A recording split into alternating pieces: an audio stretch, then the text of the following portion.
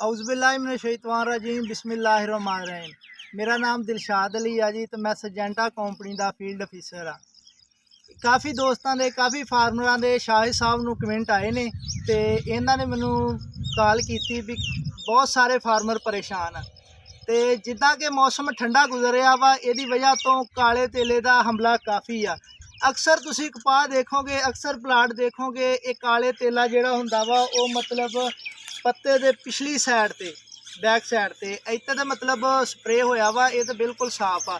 लेकिन काले तेले का हमला बहुत ज़्यादा वा। ये लामतान ये वा भी ये काफ़ी तादाद नाल तकरीबन 200-300 के करीब हुंदे आ, जिहदी वजह तो पत्ते कौली नुमा सुकड़ जाते ने, कट्ठे हो जाते हैं और ऊपर लेसदार मादा ऑयली मतलब छड़ देंगे। उस तो बाद मतलब ऑयली तो बाद फंगस टैप बन जाती है जी, काला हो जाता वा, उस तो बाद फंगस हो जाती है। ये कंट्रोल ही संजेंटा कंपनी लाई आ, प्लानियम के नाम तो एक प्रोडक्ट आ। 120 ग्राम फी एकड़ ते हुंदा वा।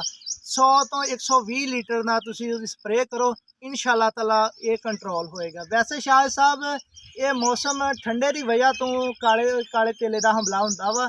वैसे तो महकमा कहता वा भी तुसी जो तुहाडी छोटी कपाह वा उत्ते स्प्रे ना करो, लेकिन काले तेले के काफ़ी हमले के बावजूद ये सानू प्लानियम का फी एकड़ 120 ग्राम का असी स्प्रे करवा रहे हैं और इंशाअल्लाह ताला इसका रिजल्ट भी बहुत ज़बरदस्त आ रहा वा।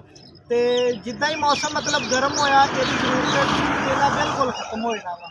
लेकिन जिदा कि मौसम हुण फिर शुरू हुआ, इसलिए तुसी ना ये लाजमी करो। जिदा कि बारिशों का हुण मौसम आ, बारिश पै रही है, तो बारिश तो बाद कपाह नूं अक्सर झलसाओ का मसला हुंदा, उहदे नाल स्कोर या ड्रैगन तुसी प्लानियम के नाल इस्तेमाल करो। अच्छा, ये दसो कि ये प्लानियम साडे जेहड़े किसान दोस्त आ किन्ने दिन बाद रिपीट करते हैं? तकरीबन प्लानियम फी एक दफ़ा करन नाल अल्हम्दुलिल्लाह कंट्रोल हो जाता, उस तो बाद जरूरत नहीं पैंदी। काले तेल हाँ काले तेल लो जी मेरे नाजरीन, तुसी एक दफ़ा ये प्लानियम का स्प्रे कर लो तो अल्लाह ताला दे फजलो करम नाल इंशाअल्लाह ताला तुहानूं इहदे ते मुकम्मल कंट्रोल मिल जाएगा। तो उम्मीद करते हैं कि साडी अज दी ये जिहड़ी गुजारिशां तुहानूं पसंद आईयां होणगियां। ते आप दा ख्याल रखिया जो, ते दुआवां सानूं याद रखिया जो। इहदे नाल ही असीं इजाजत चाहते हैं जी। अल्लाह हाफिज़।